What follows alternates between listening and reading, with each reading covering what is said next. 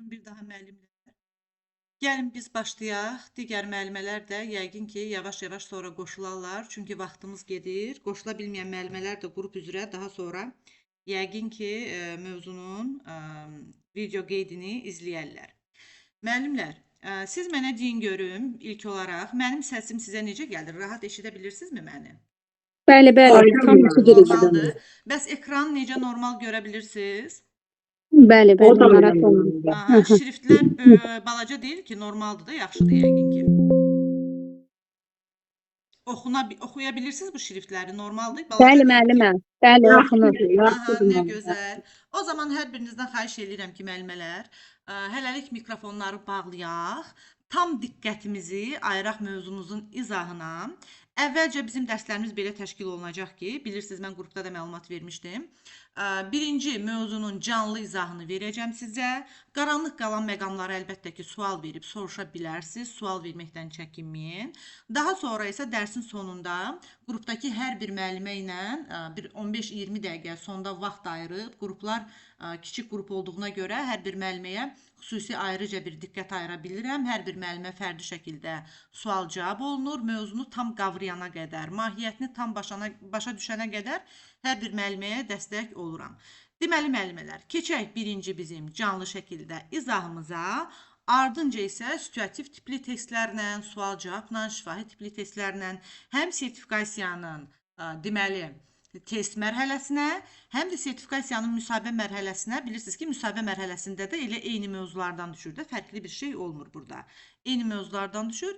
Hər ikisinə elə bir eyni anda tam hazırlıqlı şəkildə hazırlaşmış olacağıq. Və sizlərin də xahişini nəzərə alaraq mən çalışacağam ki, gələn səfərdən etibarən dərslərimizi saat üzr istəyirəm bircə saniyə. Saat 7 tamamdan başlayaq ki, müəllimələr hamı gəlib çata bilsinlər dərsimizə rahatlıqla. Deməli belə, müəllimlər, birinci mövzumuz olacaq məktəbə qədər təhsil kurikulumu.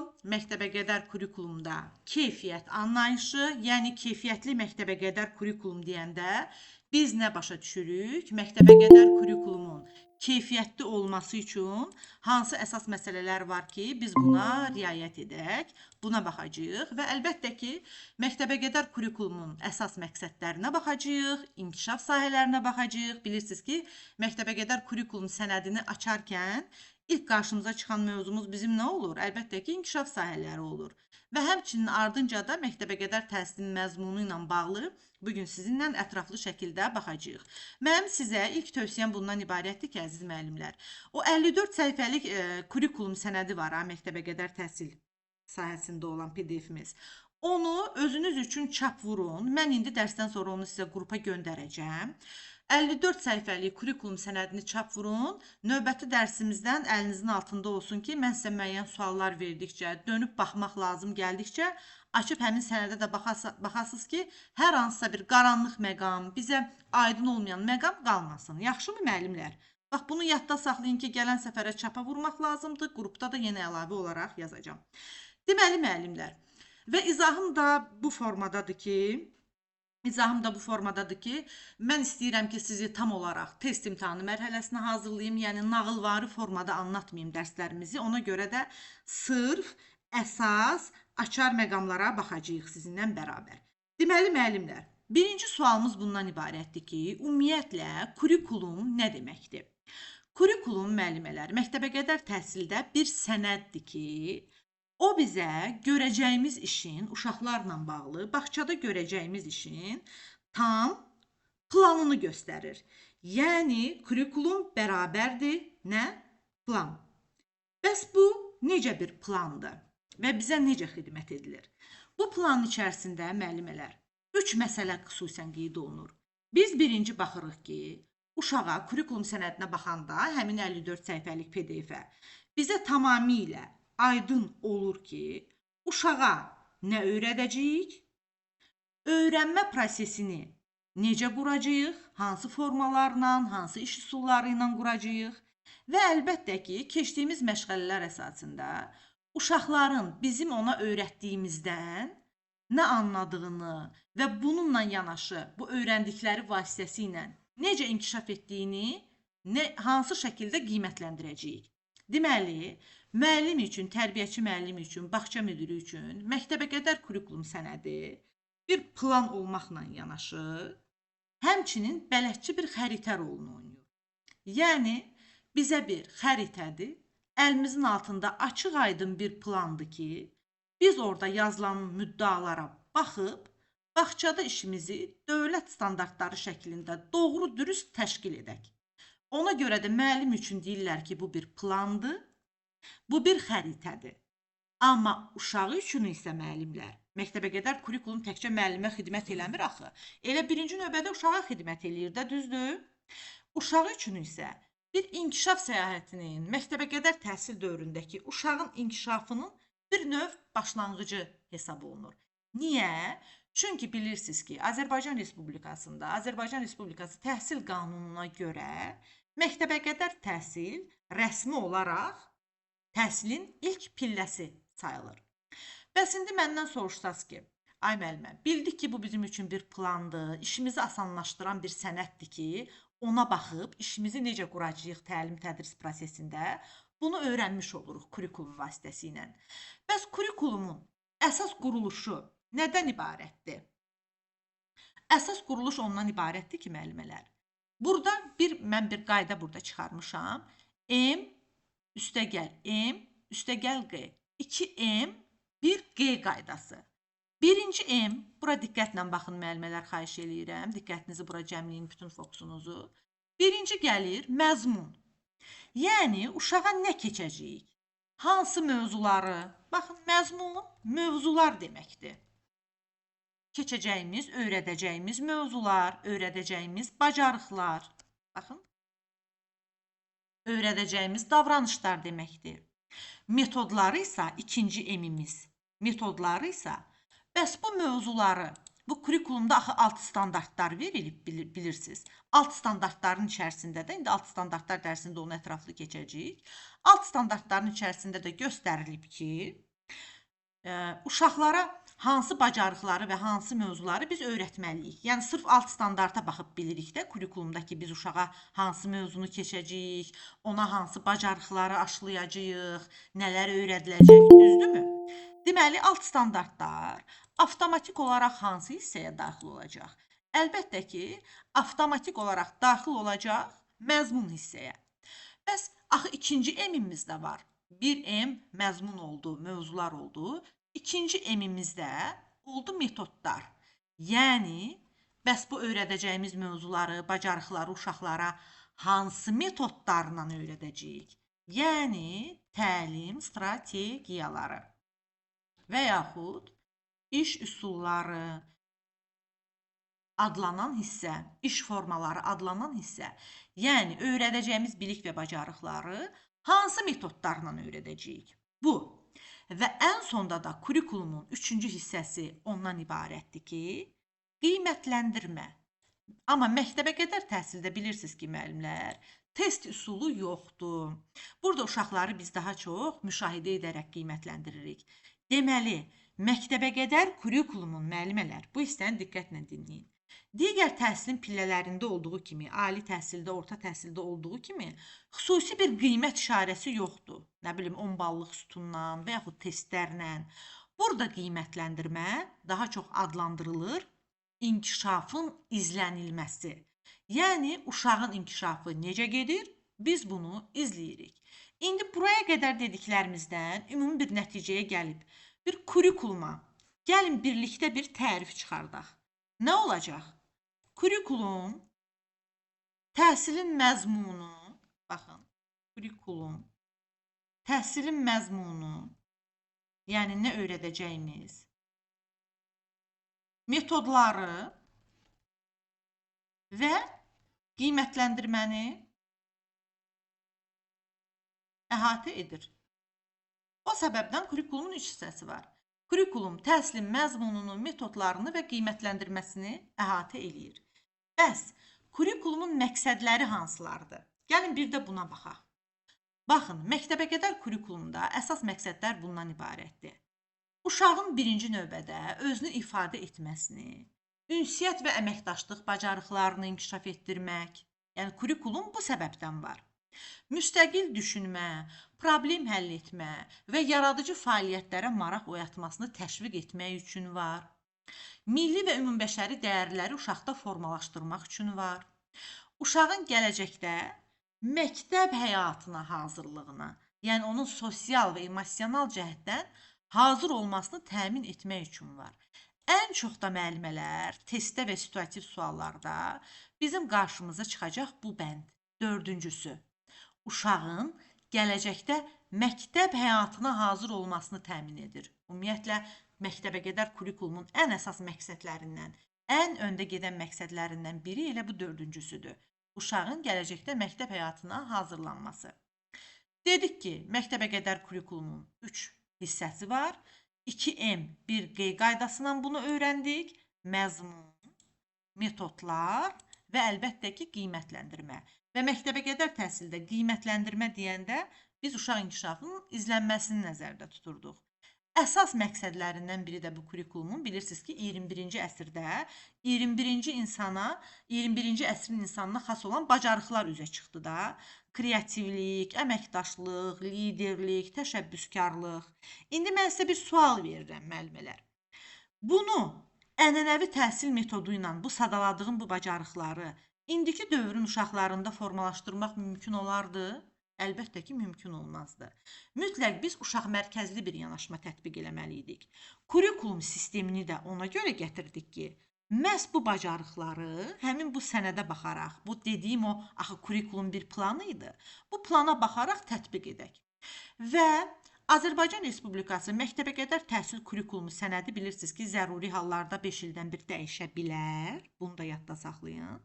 Və burada belə bir qayda var ki, belə bir düzən var ki, uşağın inkişafını biz müəllimələr, biz tərbiyəçilər, biz bağça müdirləri, biz metodistlər 4 inkişaf istiqaməti üzrə təmin edək. Yəni, dövlət bizim qarşımıza bir tələb qoyur ki, uşaqları 4 istiqamət üzrə inkişaf etdirin. Hansıdır bu istiqamətlər? Birincisi fiziki inkişafdır, müəllimələr. Deyir ki, uşağı fiziki cəhətdən inkişaf etdirin. Çünki mən istəyirəm gələcək vətəndaşımı çevik, hərəkət mədəniyyəti olan, güclü, sağlam görüm. Ona görə fiziki inkişafı qoymuşam kurikulumun içərisinə ki, fiziki inkişafı təmin edin. İkinci deyirəm ki, dövlət olaraq, uşaqları bu məktəbə qədər təhsil müəssisələrində, dövlət bağçalarında idraki olaraq da inkişaf etdirin. Yəni, qoy mənim gələcək vətəndaşım elə kiçik yaşlardan düşünmə, problem həll etmə, nitq və dil bacarıqlarına yiyələnmiş olsun. Sonra deyirəm ki, əqli inkişafdan, idraki inkişaf həm də əqli inkişaf deməkdir, müəllimələr, bilirsiniz. Deyirəm ki, idraki inkişafdan sonra mənim vətəndaşımı sosial-emosional cəhətdən də inkişaf etdirin. Çünki 21-ci əsrin insanı ünsiyyət qura bilən olmalıdır. Sosial-emosional tələbləri də bunlar. Dostluq quran olmalıdır, öz duyğularını tanıya bilən bir vətəndaş olmalıdır, özünü tənzimləyə bilən bir vətəndaş olmalıdır. Və daha sonra da deyirəm ki, bu vətəndaşları Azərbaycan Respublikasının balaca uşaqları bağçaya gedən estetik yaradıcı cəhətdən də inkişaf etdirin.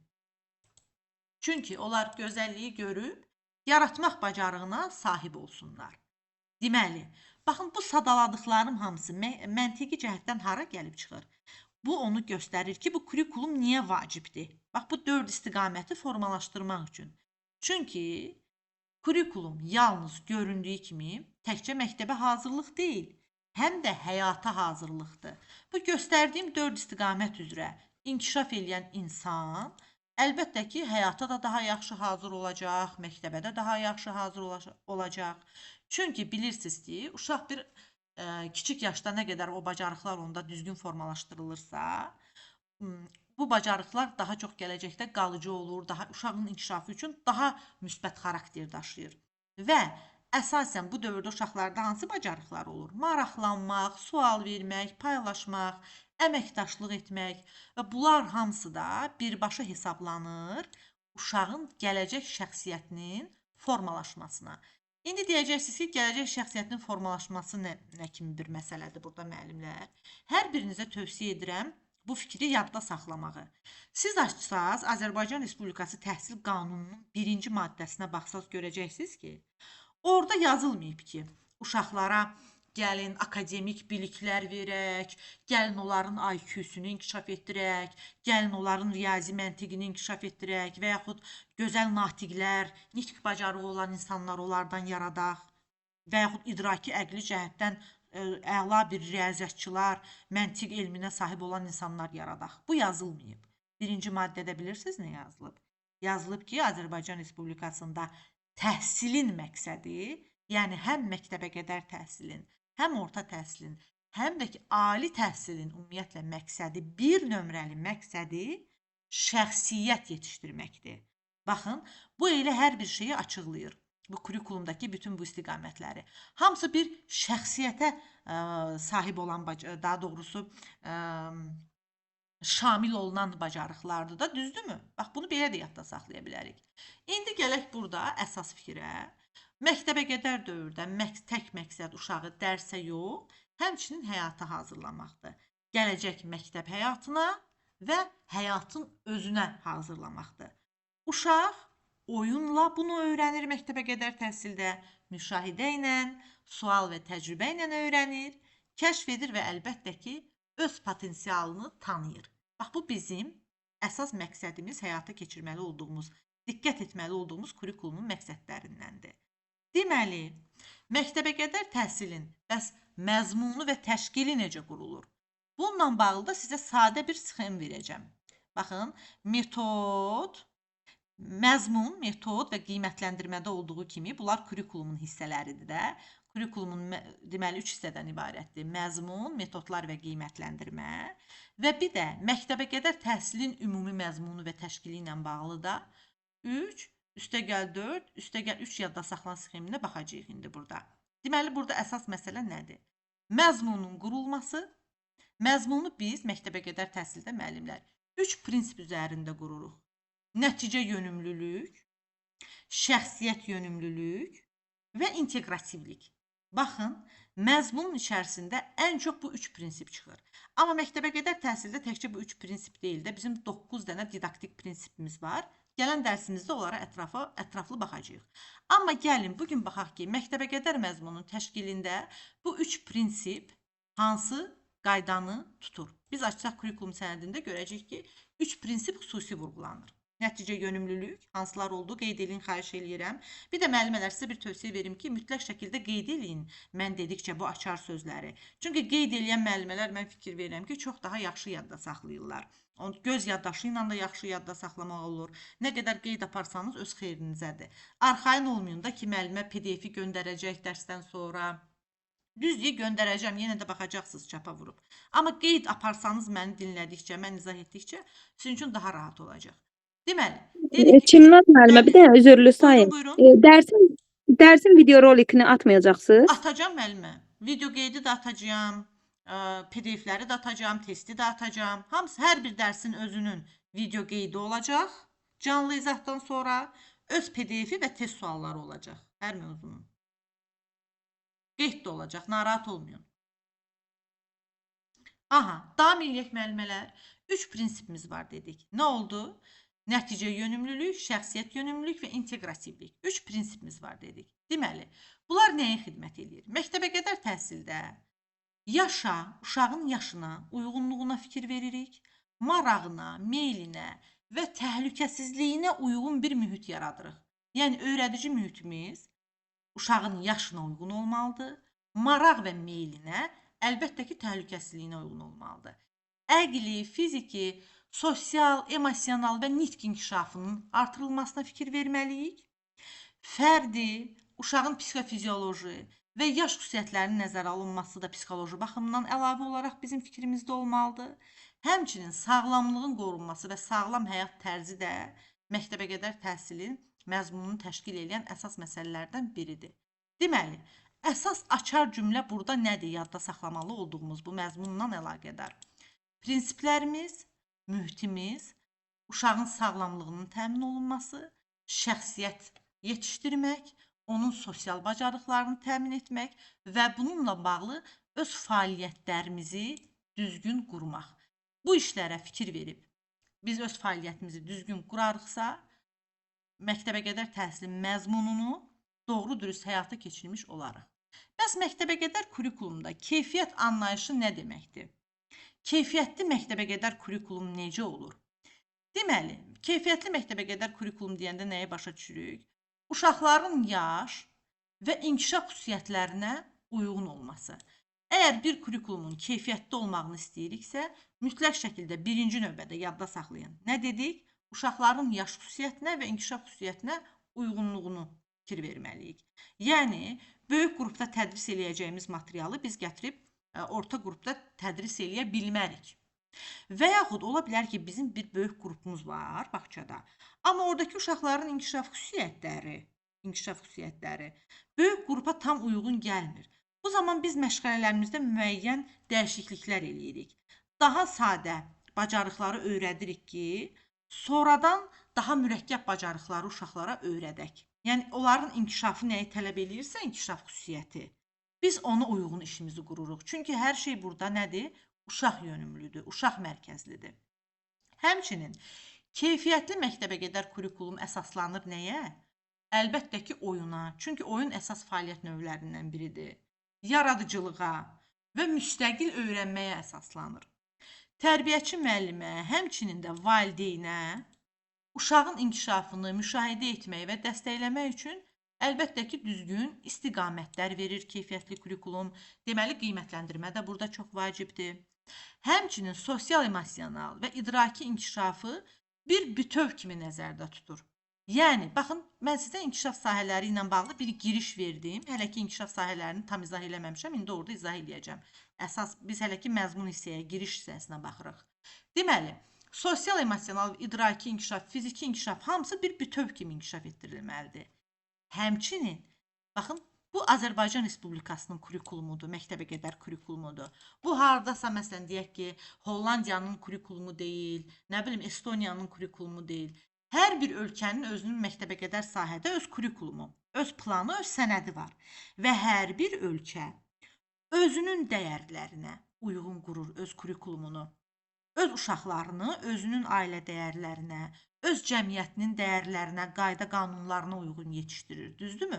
Bizim kurikulumumuzda, məktəbəqədər kurikulumumuzda Azərbaycan ailəsinin və cəmiyyətinin dəyərlərini özündə əks etdirir. Yaxşı, baxın bu hissəni belə yadda saxlayın. İndi gəlin baxaq. Bəs bizim məktəbəqədər kurikulumumuzda hansı inkişaf sahələri var və bu inkişaf sahələrinə aid əsas açar məqamlar, testə düşəcək əsas məqamlar hansılardır?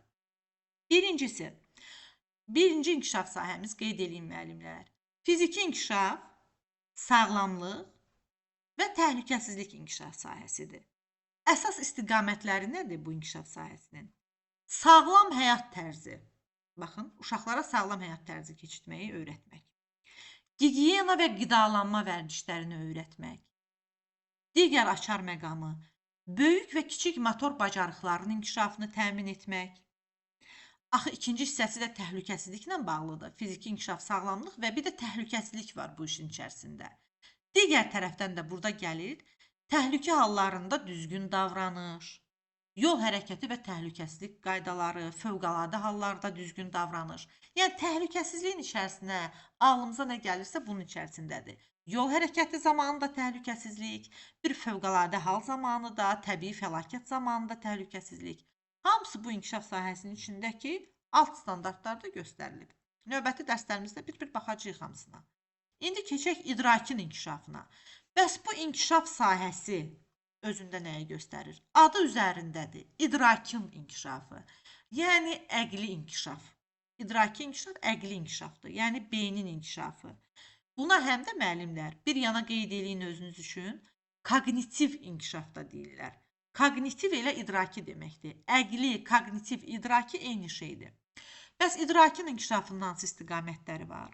Sensor və nitq inkişafı, müqayisə, baxın açar sözlərinə, fərqləndirmə, ümumiləşdirmə, ətraf aləmlə tanışlıq, riyazi və məntiqi bacarıqlar, tənqidi və yaradıcı təfəkkür. Yəni, insanın ağlı ilə bağlı olan, təfəkkürü ilə, idraki ilə bağlı olan məsələlər. Baxın, adi bir şey deyim. Müqayisə etmək. İki əşyanı bir-biri ilə uşaq müqayisə edir bir situasiyada. Bir böyük topla deyək ki, bir kiçik topu müqayisə edir. Burada hansı inkişaf sahəsidir? Təbii ki, idraki inkişaf sahəsidir də. Beyinlə müqayisə edir də bunu, düzdürmü? Və yaxud qaydaq birinci inkişaf sahəsinə. Topu hədəfə doğru atır. Nədən istifadə edir burada? Bədən hərəkətindən istifadə edir də. Deməli, bu fiziki inkişafdır. Baxın, belə fərqləndiririk. İndi baxırıq üçüncüsünə. Üçüncü inkişaf sahəmiz hansı oldu? Estetik və yaradıcı inkişaf sahəsi. Burada əsas istiqamətlər üçüncü inkişaf sahəmizdə rəng və forma anlayışı, təsviri sənət və əl işləri, musiqi və ritm duyumu, yəni yaradıcılıqla bağlı olan məsələlər, estetika ilə bağlı olan məsələlər, nağıl, hekayə, oyun fəaliyyətləri əgər yaradıcılıq varsa içərisində. Baxın, yaradıcı təxəyyülün özü, estetik zövqün formalaşdırılması, uşaqlara bir estetik zövq formalaşdırmaq ki, onların zövqü bayağılığa doğru getməsin. Bunlar hamısı estetik yaradıcı inkişaf sahəsinin tələbləridir. Özünün də alt standartları var ki, bizə yol göstərir ki, bir kurikulumun planı olaraq ki, bu işi necə qurmaq lazımdır. Alt standartlara baxanda deyəcəyik. İndi baxaq, bəs axırıncı inkişaf sahəmiz, dördüncü, sosial-emosional inkişaf sahəsi. Axı biz dedik məktəbə qədər kurikulumda sosial-emosional inkişaf sahəsi uşaqlarda ünsiyyət, 21-ci əsr insanına xas olan əməkdaşlıq bacarığı, liderlik bacarığı bu məsələləri önə çıxarırdı. Deməli, burada nədir? Sosial-emosional inkişafda birinci növbədə uşağın öz duyğularını, öz hisslərini, öz emosiyalarını tanıması və idarə edə bilmək bacarığı daxildir, müəllimlər. Qarşınıza çıxırsa ki, bir situasiyada uşaq öz aqressiyasını idarə eləyə bilirsə, bu artıq nəyi idarə eləyə bildi? Öz bir hissini idarə eləyə bildi də, düzdür? Demək ki, bu hansı inkişaf sahəsi olacaq? Bu sosial-emosional inkişaf sahəsi olacaq. Baxın, cəmiyyətin qaydaları var da, hər bir cəmiyyətin özünün qaydaları var, sosial normaları var. Nə bilim, növbə gözləmək mədəniyyəti, insanlara hörmətlə yanaşmaq, hörmətli davranış. Bax, bunlar da hamısı sosiallıq nədir? Sosial olmaq cəmiyyətin içərisində olmaq deməkdir də, düzdür? Deməli, sosial norma və qaydalara riayət eləmək də bu inkişaf sahəsindədir. Əməkdaşlıq kimi, empatiya kimi qeyd eləyin, paylaşmaq kimi, insanlar arasında belə konfliktlərin həlli kimi, münaqişələrin həlli, hörmət, qayğı, yardımlaşma, hamısı bu sahənin açar sözləridir. Deməli, indi gəlin bir-bir sizlə bərabər baxaq ki, bu inkişaf sahələrinin nümunələrindən baxaq, situasiyalarda, testlərdə qarşımıza necə çıxa bilər? Bir-bir onunla bağlı diqqətlə qeydlərimizi aparaq. Deməli, dedik birinci inkişaf sahəmiz nə oldu? Fiziki inkişaf, sağlamlıq və təhlükəsizlik inkişaf sahəmiz. Həmçinin inkişaf sahəsinə məktəbə qədər kurikulumda məzmun xətti də deyilir. Eyni şeydir. 4 inkişaf sahəmiz var, 4 dənə də məzmun xəttimiz var kurikuluma görə. Eyni şeydir. Deməli, fiziki inkişaf, birinci inkişaf sahəmiz, fiziki inkişaf, sağlamlıq və təhlükəsizlik. Bu sahə uşağın adından da göründüyü kimi bədəncə sağlam olmasına və çevik böyüməsinə yönəlib.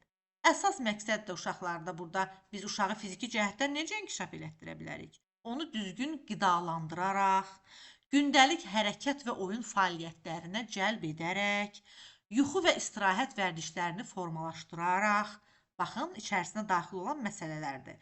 Bu sadaladığım hər bir şeylə bağlı alt standartları siz fiziki inkişaf, sağlamlıq və təhlükəsizlik inkişaf sahəsinin içərisində tapacaqsınız.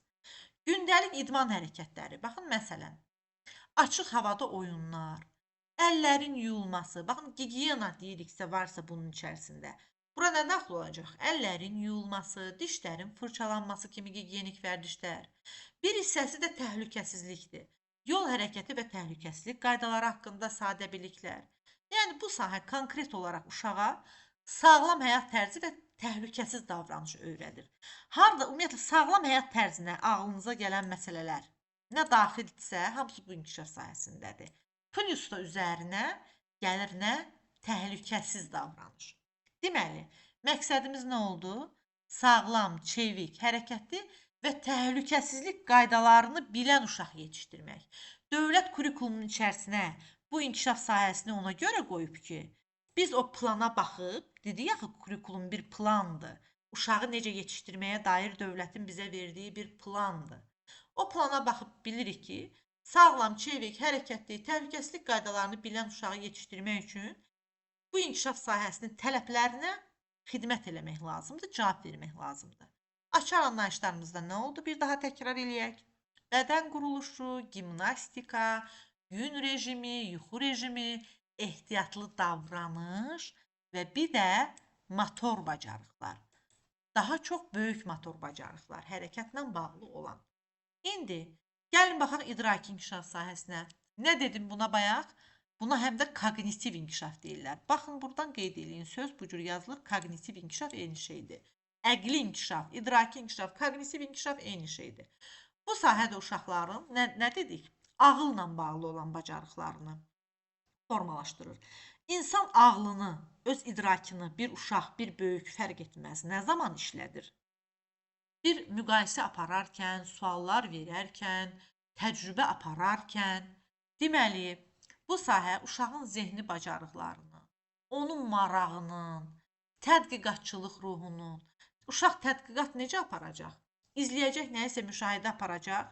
Məsələn, buzu alıb soyuducudan qoyacağıq otağa təcrübədə, məşğələ zamanı. Buz otaq temperaturunda əriməyə başlayacaq. Və uşaq da ona baxıb tədqiqat aparır da, görür ki, isti temperaturda buz əriyir. Bax, tədqiqatçılıq ruhu deyəndə bu nəzərdə tutulur. Və burada uşaqlar əsasən, baxın müəllimlər, nitq bacarığı və bir də ətraf mühiti dərk etməyi öyrənirlər idraki inkişafda. Suallar verməyi, müşahidə aparmağı öyrənirlər. Əsas açar məqamlarıdır. Deməli, rəngləri, formaları, ölçüləri tanıyırlar. Əşyaları müqayisə edirlər. Baxın, fərqləri tapırlar. Nəsə iki əşya arasında fərqi tapırsa, bu idraki inkişafdır. Onlarda baxın, sadə riyazi anlayışlar, riyaziyyat məntiqlə bağlı olan bir şeydir də, idrakla bağlı olan şeydir. Ona da nə daxildir? Saymaq, qruplaşdırmaq, sıralamaq. Yəni bu mərhələdə uşaq düşünməyi öyrənir. Yəni düşüncə ilə başımızı işlədiriksə, düşünürüksə idraki inkişafdır da adı üstündə. Araşdırmağı, həmçinin nəticə çıxarmağı, bir açar sözü də səbəb-nəticə əlaqəsi qurmaqdır bu inkişaf sahəsinin. Nəticə çıxarmaq, səbəbi müəyyənləşdirib səbəb-nəticə əlaqəsi çıxarmaq. Yəni bu inkişaf sahəsi ona görə var ki, biz düşünə bilən uşaq yaradaq. Düşünə bilən uşaq formalaşdıraq. Burada məqsəd düşünən, tədqiqat aparan, məntiqi nəticə çıxara bilən bir uşaq yetişdirməkdir. Açar sözlərdə nə oldu? Bir baxaq. Müşahidə, məntiq, tədqiqat, təsnif etmə, sistemləşdirmə, müqayisə, fərqləndirmə, bunlar hamısı idraki inkişafıdır. İndi baxaq estetik yaradıcı inkişaf sahəsində hansı məsələlər var. Bu sahə müəllimlər əsasən uşaqlarda yaradıcılıq qabiliyyəti və zövqü inkişaf etdirir. Zövqün formalaşmasına xidmət edir və bir də yaradıcı təfəkkürə, yaradıcı qabiliyyətlərə xidmət edir. Deməli, əsas məqsəd uşağın gözəlliyi görməyi, gözəlliyi dəyərləndirməyi, öz yaradıcılığını, yəni uşağın özünün yaradıcılığını da ifadə etməyi öyrənməsidir. Yaradıcılığın ifadə edilməsi bilirsiniz nədir? Məsələn, bir rəsm çəkib, rəsmdə bir payızda bir ağac çəkib uşaq, payız fəslini çəkib. Bu rəsmdən uşaq sadəcə rəsm çəkmiş olur. Xeyr, o rəsmlə həm də öz yaradıcılığını ifadə eləyir. Ona görə də bu estetik yaradıcı inkişafa aiddir. Deməli, nə dedik? Rəsm çəkmək bura aiddir. Plastilinlə fiqurlar hazırlamaq, nağıl, musiqi, rəqs vasitəsilə öz hisslərini, öz yaradıcılığını ifadə etmək, təbiətdə və ətrafda gözəlliyi görməyi öyrənmək, yaradıcı düşüncəyə xidmət edən hər şey, yəni estetik baxış, zövq və yaradıcı düşüncə burada əsasdır. Məqsədimiz nə oldu? Gözəlliyi dəyərləndirən, yaradıcılığını ifadə edən uşaq yetişdirmək. Açar anlayışlarımızda baxın, təsviri fəaliyyətlə bağlı olan məsələlər, rəqs, musiqi və əlbəttə ki, nə? Estetik hiss. Və gəldik sonuncu bizim inkişaf sahəmizə. Sosial və emosional inkişaf sahəsi. Yəni bu sahə uşağın insanlarla əslində bir ünsiyyət qurmaq, bir öz hisslərini ifadə etmək, hisslərini tanımaqla bağlı olan bir sahədir. Deməli, burada uşağın hansı bacarıqlarını inkişaf etdiririk? İnsanlarla münasibət qurmaq və öz hisslərini, çünki məktəbəqədər yaşda uşaqlar öz hisslərini idarə etməkdə çox çətinlik çəkirlər. Bu sahə ona görə var ki, daha çox uşaq öz hisslərini tanısın, sonra onu idarə etməyi öyrənsin. Və belə özünü idarə edə bilən uşaq da əlbəttə ki, həm yaşıdları ilə daha yaxşı münasibət quracaq, müəllimləri ilə yaxşı ünsiyyət quracaq. Və burada uşaqlar nəyi öyrənəcəklər? Baxın, ünsiyyətin içərisində nə var? Paylaşmaq, dostluq etmək, qaydalara riayət etmək, başqalarına hörmət etmək, öz həmyaşıdlarına və yaxud böyüklərə hörmət etmək. Burada nə daxil olacaq müəllimələr? Məntiqlə baxaq. Baxın, oyun zamanı növbə gözləmək bir qaydaya riayət eləməkdir də, düzdür? Deməli, nəyə daxil olacaq? Sosial normadır da, düzdür? Sosial qaydadır bu. Daxil olacaq sosial-emosional inkişaf sahəsinə. Paylaşmaqda həmçinin münaqişələri danışaraq, bir var dava yolu ilə həll eləmək münaqişələri, bir də var danışaraq, sözlə həll etmək. Bu da sosial-emosional inkişaf sahəsinə aiddir, çünki ünsiyyətin içində gedir. Öz hisslərini ifadə etmək. Deyir ki, mən inciyirəm, çünki filan bir hadisə yaşanıb deyir uşaq. Buna görə mən kədərli hiss edirəm özümü və yaxud bir uğur qazanıb, bir nailiyyət qazanıb deyirsə ki, mən özümü sevincli hiss edirəm. Deməli, öz hissini tanıyır da uşaq bu situasiyada, düzdür? Öz hissini tanıyırsa, bu da sosial emosional, baxın, emosiyalarla bağlıdır. Bu da bura aiddir. Bu sahə uşaqda mehribanlıq bacarığını formalaşdırır, empatiya qurmaq, məsuliyyət hissi yaratmaq. Baxın, məsuliyyət hissi də müəllimələr. Bunu da xüsusi qeyd edin, xahiş edirəm. Bu da sosial emosionalın əsas açar məqamıdır. Əsas məqsədimiz deməli nə oldu bu inkişaf sahəsində? Ünsiyyətçil, empatiya qabiliyyətinə malik olan və müsbət davranışlı bir uşaq formalaşdırmaq. Açar anlayışlarımız da empatiya, qarşılıqlı əlaqə. Baxın, kollektivlə oyun da buna xidmət edir. Niyə? Çünki arada bir ünsiyyət var o kollektiv oyunda. Bir əməkdaşlıq var. Bir empatiya var. Qaydalara riayət etmək var. Harada qaydaya riayət etmək varsa, orada sosial-emosional inkişaf sahəsi var. Mənəvi keyfiyyətlərdə, yəni ümumilikdə. Deməli, ümumi bir nəticəyə gələk müəllimələr bugünkü izahımızdan. Nə dedik biz? Dedik ki, məktəbə qədər təhsil uşağı yalnız məktəbə yox, həm də həyata hazırlayır. Birinci növbədə məktəb həyatına və ardınca da geniş baxsaq həyata hazırlayır. Və uşaq məktəbə qədər təhsil mərhələsində öz bədənini tanımağı öyrənir, fiziki inkişaf sahəsində, təhlükəsizlik qaydalarına riayət etməyi öyrənir, idraki inkişafda düşünməyi öyrənir, sosial-emosional inkişafda hisslərini anlamağı, insanlarla ünsiyyət qurmağı öyrənir, estetik yaradıcı inkişafda isə özünü yaradıcı şəkildə inkişaf etdirməyi, zövqünü formalaşdırmağı öyrənir. Yəni, bu dövr, baxın, niyə deyirlər ki, məktəbə qədər təhsil dövrü gələcək insanın təməl dövrüdür, bu təhsil pilləsi təməl rolunu oynayır, dövlət son zamanlar bu sahəyə xüsusi diqqət ayırır, istəyir ki, bu sahə ilə bağlı nəsə işlər görsün. Niyə? Çünki insanın gələcək təməl dövrüdür. Yəni, bütün tədqiqatlar göstərir ki, təməl necə qoyulursa, uşaq da elə inkişaf edir.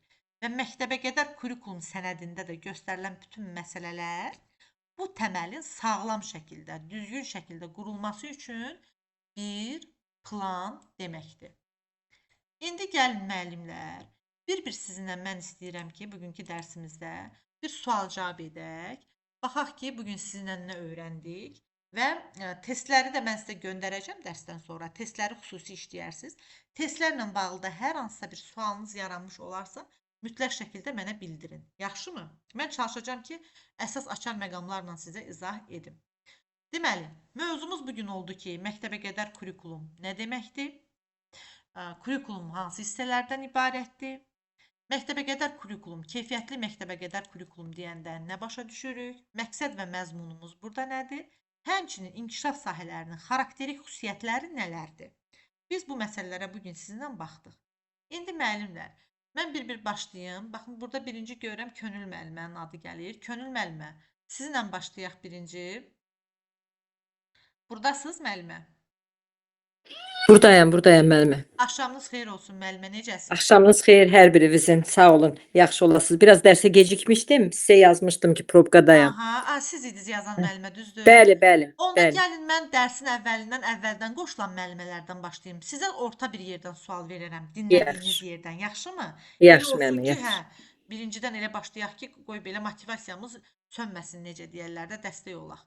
Baxaq, deməli Vəfa müəllimə Abdullayeva əvvəldən qoşulan müəllimələrimizdən idi, səhv eləmirəmsə. Gəlin baxaq müəllimə sizinlə elə birinci sualımıza. Burdasınız müəllimə? Vəfa müəllimə. Abdullayevan deyirsiniz müəllimə? Bəli, buradayam. Aha. Siz əvvəldən qoşulmuşdunuz da müəllimə, düzdürmü? Bəli. Bəli, Bəli, buyurun. müəllimələrimizin əksəriyyəti bilmirəm niyəsə birinci dərsə qoşulmayıblar. İndi video qeydi göndərəcəm, yəqin ki, izləyəcəklər, amma mənim tövsiyəm ondan ibarətdir ki, indi dərsdən sonra qrupa da səs göndərəcəm. Mütləq şəkildə canlı izahlara qoşulun. Bu sizin üçün faydalıdır hər baxımdan. Çalışın qaçırmayın canlı izahları. İndi baxaq. Deməli Vəfa müəllimə, məktəbə Bəli. qədər kurikulum deyəndə biz nə başa düşürük? Öz sözlərinizlə deyin. Kurikulum tərbiyəçinin uşağa ötürdüyü bir plandır. Uşağın öyrənəcəyi bir yoldur, mənə elə gəlir. Müəllim üçün bir plandır, bir yol xəritəsidir. Hansı ki müəllim Hı hı. kurikulum sənədinə baxıb görəcəyi işi planlaşdırır.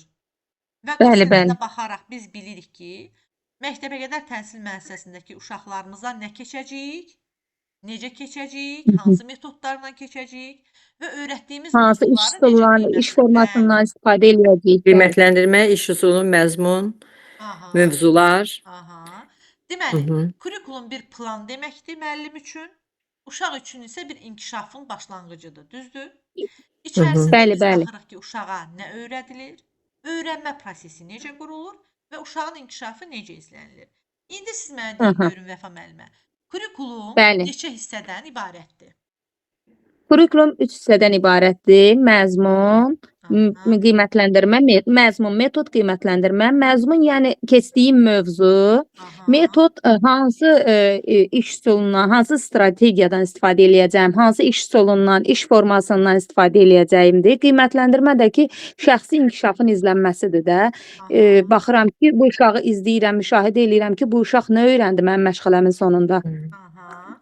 İnkişafı izləyirik. Deməli, bunu belə 2M, bir Q qaydası ilə yadda saxlayırıq. Birinci məzmun, birinci M məzmun, ikincisi metodlar, üçüncüsü də gəlir nə? Qiymətləndirmə. Qiymətləndirmə. Məktəbəqədər təhsildəki qiymətləndirmənin digər təhsil pillələrindəki qiymətləndirmədən əsas fərqi nə idi müəllimə? Dərsdə dedim. Burada yəni qiymətləndirmə ballıq deyil də. Dediniz ki, Aha. şəxsi inkişaf izlənilir müşahidə yolundan. Aha. İnkişafın izlənilməsi kimi aparılır. Aha. Təşəkkür edirəm Vəfa müəllimə aktiv iştirakınıza görə. Afərin, əla. Çox sağ olun Cavablarınızdan müəllimə, razı çox sağ olun. qaldım. İndi bir dəfə də tövsiyəm ondan ibarətdir ki, hər bir müəlliməyə dərsin qeydinə də bir dəfə baxın, PDF-i də oxuyun, testləri də eləyəndən sonra mövzu sizin üçün tam oturacaq. İndi Hı hı. keçək digər müəllimələrimizə. Burada Qazax rayon 2-ci şıxlı yazılan hansı müəlliməmizdir? Mənəm. Lalə müəllimədir. Lalə müəllimə. Hə, axşamınız xeyir olsun müəllimə. Necəsiz? Sağ olun, çox sağ olun. Lalə müəllimə, indi siz mənə deyin görüm, məktəbəqədər kurikulumun bəs məqsədləri hansılardır? Müəllim, məktəbəqədər kurikulum məqsədi uşaqların inkişafıdır da, onların inkişafıdır. Kurikulumun məzmunu uşağa necə öyrədəcəyi mövzular haqqında məlumat verir. Metodlardakı onu necə öyrədəcəyimizi, qiymətləndirmə də ki, onun inkişafının izlənilməsini göstərir. Təmin Və edir. burada da ki, 4 inkişaf sahəsində gedir də kurikulumun birinci məzmun xətti 4 inkişaf sahəsində gedir. Aha. 4 Biz məzmun yürürsən, xətti Lalə var. müəllimə. Aha. 4 məzmun Bəli. xətti var. 4 məzmun Bəli, xətti bəli, var bəli. və hər biri də 4 inkişaf sahəsinə uyğun gəlir. Məktəbəqədər Bəli. kurikulumun məqsədləri deyəndə isə müəllimələr, gəlin dəqiqləşdirək. Nəticə yönümlü, şəxsiyyət yönümlü, Burada əsas inteqrasiya. məsələ Məzmunun nəticə yönülmüş, şəxsiyyət yönülmüş inteqrasiyası deyirsiniz müəllim. həm bu da daxildir bunun içərisinə. Baxın, birinci sadalayaq ki, bax kurikulum, bu sualı gəlin belə qoyum. Məktəbəqədər kurikulum niyə var? Nə üçün? uşağın bir şəxsiyyət kimi formalaşmasında da Aha, e, gözəl. Aha. uşağın yəni bir şəxsiyyət kimi formalaşmasını üzə çıxardır kurikulum. Hə, Orada şəxsiyyət kimi Uşaqlara formalaşmanın verilən içərisinə bilik nə daxildir? Lalə müəllimə. Şəxsiyyət kimi uşaqlara formalaşmanın, aha. İçərisinə nə uşaqlara daxildir? Şəxsiyyət verilən yönümlülük. şəxsiyyət kimi formalaşmasında birinci uşağın sağlamlığıdır. Aha. İkinci onun Mühitimiz. idraki inkişafıdır. Hı. Üçüncü estetik yaradıcı inkişafı, yəni ki onun zövqü, hər bir şeyində qısa deyirəm Kognitiv də, yəni ki inkişaf. onun zövqüdür. Estetik inkişaf da ki onun emosiyalarıdır. Müəllim empatiyası, hörmət. Bu da Aha. Hı -hı. İndi gəlin baxın. Sizə konkret olaraq ki, deyək ki, gəlib çıxmısınız sertifikasiyanın müsahibə mərhələsindəsiz. Üzbəüz sual Aha. verir komissiya ki, Hı -hı. məktəbə qədər kurikulumun məqsədləri nələrdir müəllimə? Buna konkret olaraq belə cavab verirsiniz ki, hər biriniz. Baxın, yadda saxlayın bu hissəni, diqqətlə qulaq asın. Hı -hı. Məktəbə qədər kurikulumun əsas məqsədi uşağın məktəb həyatına, yəni ibtidai sinifdən söhbət gedir də artıq burada. Məktəbə hazırlıq, sonra ibtidai sinif. Məktəb həyatına və ümumilikdə həyata hazırlamaqdır.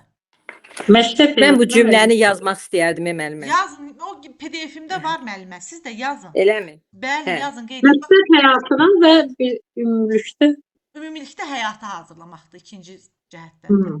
Baxın, birinci növbədə məktəb həyatına, dolayısıyla da ümumiyyətlə həyata hazırlamaqdır. Bax, şəxsiyyət kimi formalaşdırmaq bizə ona görə lazımdır ki, həyata layiqli bir şəxsiyyət verək. Düzdür? Alasın. İndi Bəli. bunu baxın məntiqlə də. İndi bunun içərisinə artıq nə daxil olacaq? Uşağın özünü ifadə etməsini formalaşdırmaq, ünsiyyət qabiliyyətini, əməkdaşlıq bacarığını inkişaf etdirmək, uşağın problem həll etmə bacarığını, bax bu terminlərdən istifadə eləyin.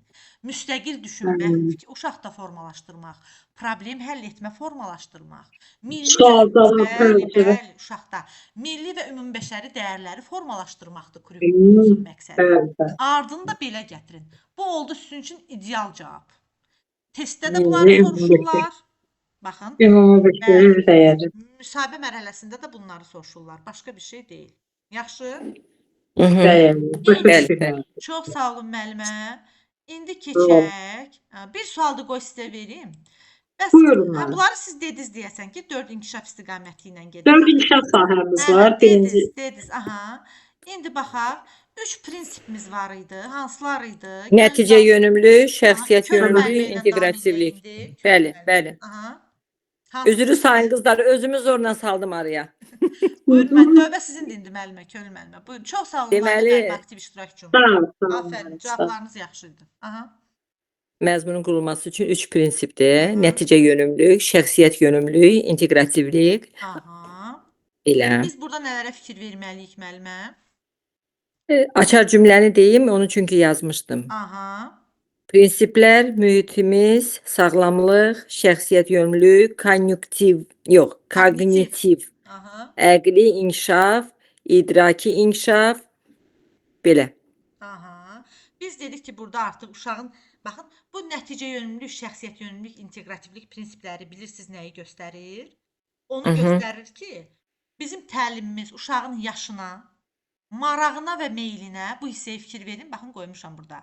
Yaşına, marağına və meylinə, təhlükəsizliyinə uyğun bir mühit qurmaqla baş verir. Uşağın Əqli, əqli, fiziki, sosial, emosional və nitq inkişafını təmin eləyir.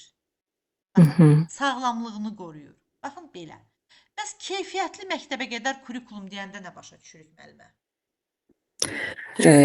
Bunu yazdım ya yox. Uşaqların yaş və inkişaf xüsusiyyətlərinə uyğundur Gözəl. demək. Bunu deyirsiniz də, hə? Bəli, bəli, müəllimə. Oyunlar, Aha. oyunlar, Aha, müstəqillik, aha, sonra sosial, emosional və idraki inkişaf, aha. nə bilim, cəmiyyətə hazırlamaq deyək də. Ailənin və cəmiyyət, hər ölkənin özünün cəmiyyətinin dəyərləri. Mhm. Mhm. Məsələn, Hollandiyadakı ailə dəyəri ilə Azərbaycandakı ailə dəyəri bir ola bilər, bir ola bilməz. Keşke olaydı. İndi o baxır da müəllimə, indi baxır hansı məqamda. İndi biz deyirik ki, oyuna, yaradıcılığa müstəqil öyrənməyə əsaslandı dedik. Mhm. Müəllimə və valideynə uşağın inkişafını müşahidə edərək dəstəkləmək üçün Dəstəkləmək üçün, istiqamət verdi. Sosial, emosional və idraki inkişaf üçün bütöv bir zəmin nəzərdə tutdu. Ailənin və Ailə və cəmiyyətin dəyərlərini dəyərlərini əks etdirir. etdirdi. İndi siz mənə deyin görün, bizim neçə inkişaf sahəmiz var müəllimə? 4 inkişaf sahəmiz var. Aha, hansılar oldu? İdraki, fiziki, estetik, bir də sosial və emosional inkişaf. İnkişaf sahəsi. Birinci inkişaf sahəsinin xüsusiyyətlərini deyin müəllimə. Fiziki inkişaf, sağlamlıq və təhlükəsizlik. Sonra keçək digər müəlliməmizə. Fiziki inkişaf Birincidə sağlamlıq. Aha. siz mən buradan üzündən oxumaq istəmirəm. Aha, öz sözləriniz Mən müəllimə. mən onu eləmək istəyirdim. Amma açığı bu dərsin axırına diqqətlə qulaq asmamışdım. Baxın, fiziki inkişafda nə nəzərdə tutula bilər müəllimə? Gəlin bura baxaq. Uşağın sağlamlığı, Aha, baxın hamısı burada qeyd olunub.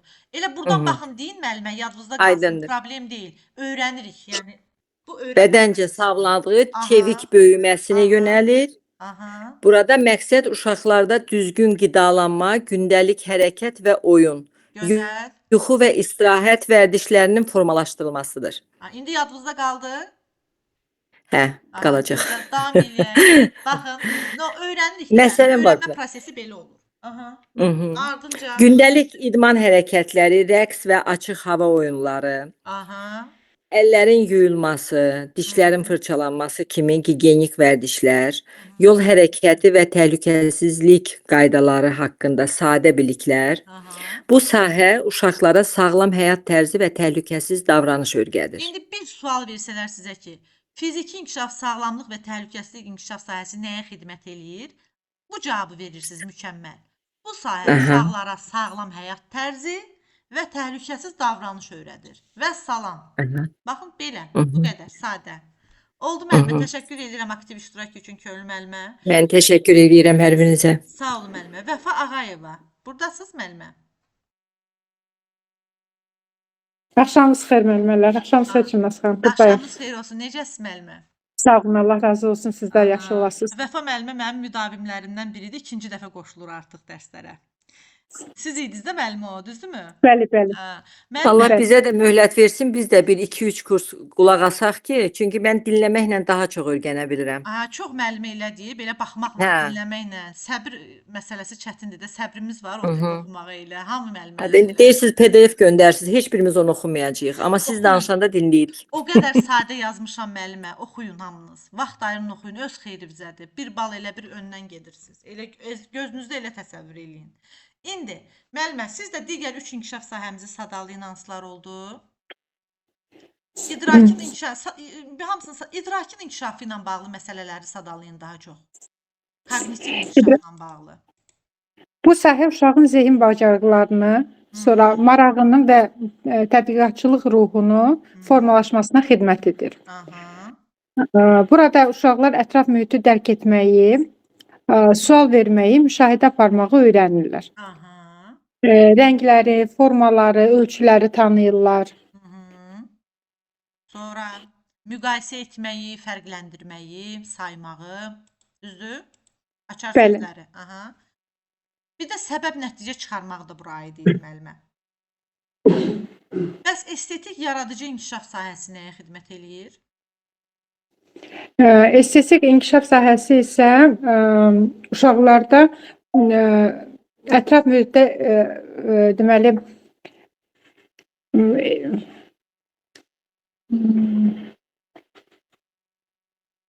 Yaradıcılıq qabiliyyətini, estetikasını, estetika, bəli. zövqünü formalaşdırır. Aha. Bura nə daxildir müəllimə? Baxın, məntiqlə düşünsək. Bura nə daxil ola bilər? Rəsm çəkmək, plastilinlə oynamaq, yapma, aplikasiya aiddir bura? İncəsənətə aid əsasən Bəli, olur da. Bəli, bəli. İncəsənətə aid hər şey. Aha. Açar anlayışları nələrdir müəllimə? Onu yazmamışdım. Təsviri fəaliyyət, rəqs, musiqi, estetik zövq. Bax bunlar. Yəni estetikaya nə daxildirsə, incəsənətə nə daxildirsə bunlar. İndi sosial emosional da deyin müəllimə. Bəs bu inkişaf sahəsinə nələr daxildir? Dərsimizi yekunlaşdıraq. Bundan da, çünki digər dərsim başlayacaq artıq 8-də. Müəllimə Sosial oxuyun da, emosional- üzündən oxuyun. Məndə ekran görsənmir deyən ona görə. Aa, Görsənmir müəlliməm. Baxın indi Xeyr, məndə necədir? görsənmir. Baxın indi necədir müəlliməm? Yox, məndə görsənmir. Yenə də yəqin görsənmir. telefonla girib. İcazə versiniz müəlliməyə köməklik kimi oxuyum mən üzündən. Oxuyun müəlliməm, oxuyun. Bu sahə uşağın insanlarla münasibət qurmaq və hisslərini idarə etmək bacarıqlarını inkişaf etdirir. Uşaqlar paylaşmağı, dostluq etməyi, qaydalara riayət etməyi, başqalarına hörmət etməyi öyrənir. Məsələn, oyun zamanı növbə gözləmək, paylaşmaq, münaqişəni danışaraq həll etmək, öz hisslərini düzgün ifadə etmək, bu inkişaf uşaqlara mehribanlıq, empatiya, məsuliyyət hissi yaradır.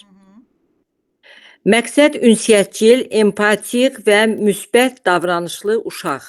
Açar anlayışı, empatiya, qarşılıqlı əlaqə, kollektiv oyun, mənfi keyfiyyətlər, mənəvi keyfiyyətlər üzr istəyirəm. Mənəvi keyfiyyət. Ha, Hə. mənəvi keyfiyyətli. İndi bir də Hə. əlavə deyim müəllimələr. Bax bunu belə yadda saxlayın. Hansı situasiya sualının, test sualının içərisində gördünüz ki, orada qayda, qanun var. Cəmiyyət dəyəri, cəmiyyətin qaydaları, sosial norma, qayda, qanuna riayət eləmək harda varsa, baxın növbə gözləmək bir qaydaya riayət eləməkdir də, düzdür? Gəlib kimsə növbəsini pozuramsa, elə böyük adamlardan da söhbət gedir, bir qaydanı pozmuş oluram da, düzdür? Demək ki, bu nədir? Bu sosial emosional inkişaf sahəsi ilə bağlı bir şeydir. Növbə gözləmək mədəniyyəti, ünsiyyət, əməkdaşlıq, məsuliyyət hissi, hamısı bu sahəyə daxildir. Oldu müəllimlər. Bugünlük yekunlaşdıraq. İnşallah Müəllim, həmən... bir sual verim müəllim, olar bir sual Buyurun, verim. buyurun, buyurun. Dərsə aid bir sadəcə fikrimi soruşmaq istədim ki, bu imtahan verəndən sonra onun müsabiqə imtahanı da olacaq İki müəllim. mərhələdən ibarətdir də müəllimə. Birinci Elə. testdir. Aha. Test mərhələsini keçəndən sonra ikinci mərhələdə müsahibə mərhələsi olur və hər bir müəllimə ora fərdi olaraq qatılır. Fərdi müsahibə eləyəcəklər sizi testdən sonra. Baxırsan. Baxın, mən dərslərimi ümumiyyətlə elə qururam ki, elə bir ki, hər iki tərəfli hazırlamağa çalışıram müəllimə. Başa düşdüm müəllim. Çox gözəl başa salırsınız. Sağ olun.